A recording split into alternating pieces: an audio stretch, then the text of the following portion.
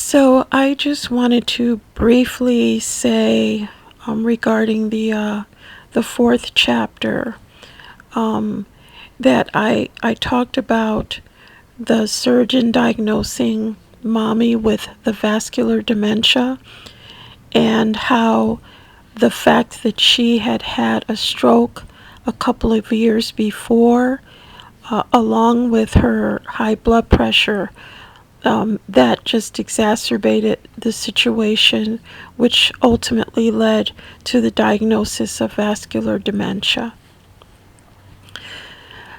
And I'd also like to make clear that because I I I chose to do these oral chapters, audio chapters, um, in a more realistic setting, a setting that would be more like if I were actually sitting down talking to you about what was going on with my mother. Because of that, you may hear me clear my throat, which I'll apologize for, or take a sip of a drink if my throat or voice sounds a little scratchy. I'm gonna do my best. I'm doing my best to make everything clear for the listener. So this next chapter, chapter 5, is called The Yellow Sea. So I said before that mommy was in and out of the hospital because of her illnesses, because of the severe spinal stenosis and the vascular dementia. And even though I was with mommy every day, I still had to leave because I wasn't allowed to stay all of the time. And she would cry. I mean, I could be with mommy for 20 hours and her little face would scrunch up and she'd cry when I would leave because she didn't want me to go, and I didn't want to leave her either. But I had no other recourse. I stayed as long as I was allowed to, which was a long time. So my brothers had medical power of attorney, and my older brother, he was, he'd been a doctor, of course, longer than my little brother, and my older brother was more. He was the kind of brother that whatever mommy wanted, he was going to do it. That's the kind of son he was. Even if it may not have been in mommy's best interest, he was going to do it. And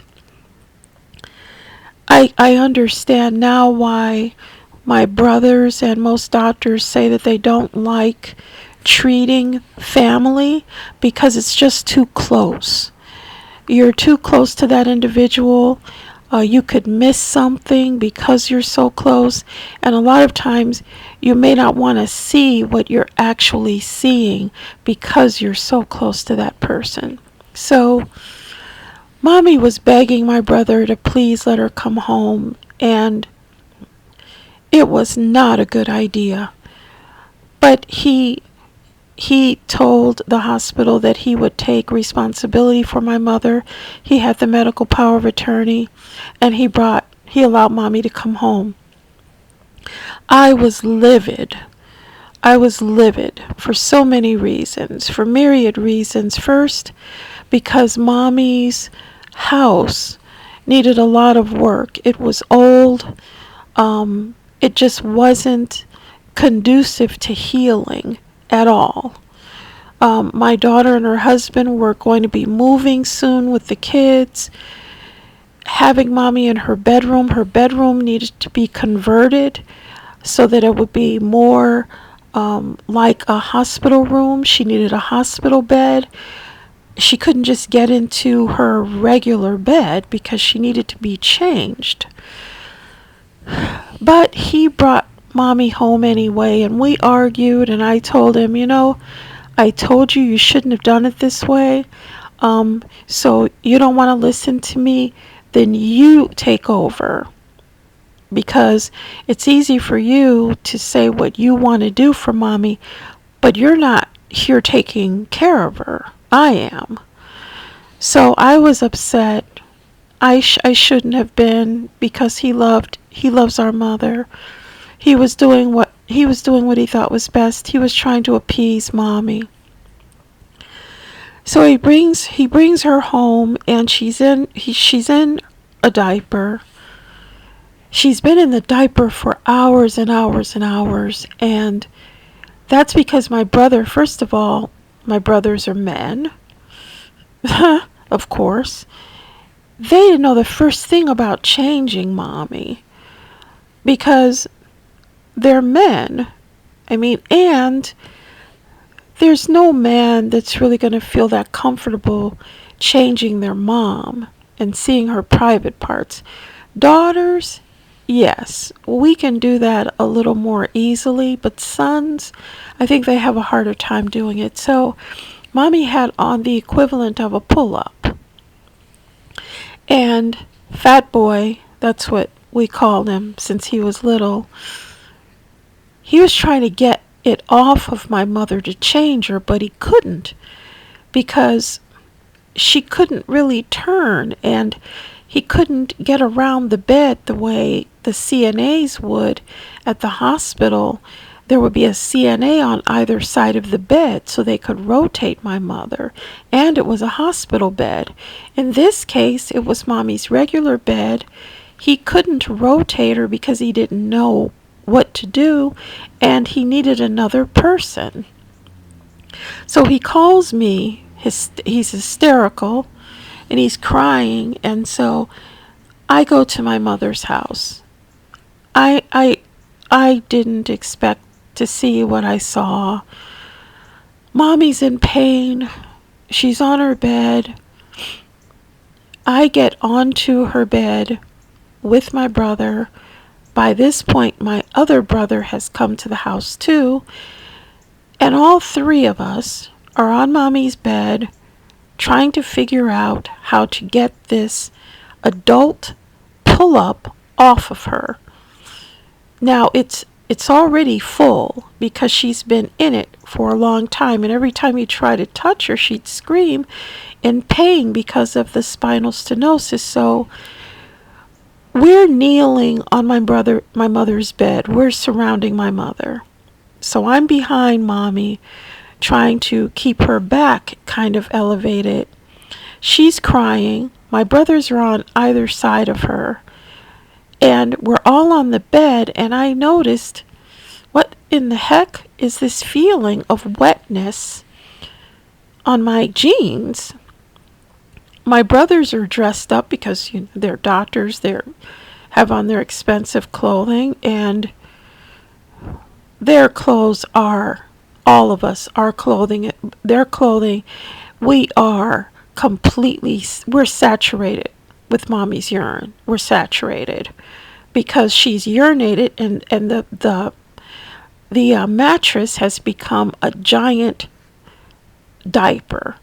And so it's absorbed this urine, which meant our clothing was absorbing the urine because we were kneeling on the mattress, and it was just a fucking nightmare because I'm like, what the fuck is this? So I'm like, oh my God, it's mommy's urine. Hence the title, The Yellow Sea. And we're still trying to pull the pull-up, the adult pull-up off of mommy.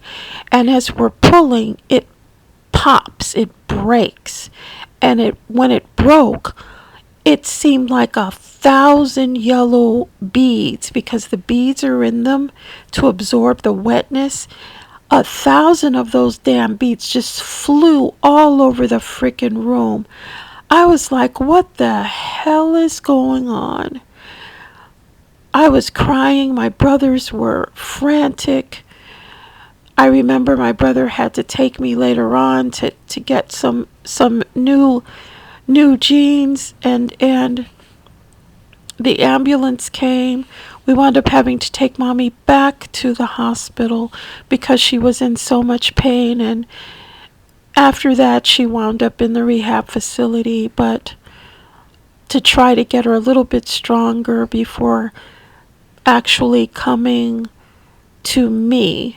And that's another chapter, which would begin my role as mommy's caregiver. But it was a nightmare,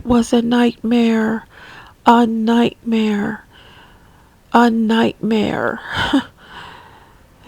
And even more so for mommy. Poor mommy, my poor mother.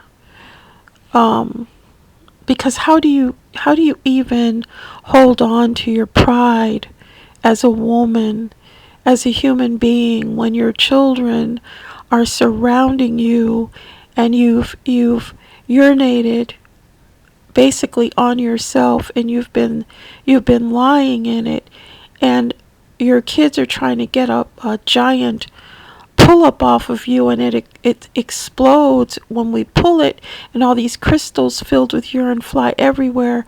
And I know she had to be humiliated, and we were all just kissing her face and saying, "It's okay, Mom. It's okay, Mommy. You know, we've got you. You're going to be fine. We're going to make sure you're okay." And it was just really sad, but we made sure she was okay. We got her cleaned up. She was at the hospital, and I have a little video clip of Mommy eating chips and sitting in the wheelchair, totally oblivious to anything that's going on. She's just smacking on some chips, and she said something, I don't know what, but now I treasure that little video. I think it's 5 minutes or less of her just sitting there and eating some chips and looking around. I miss her. This is the end of this chapter.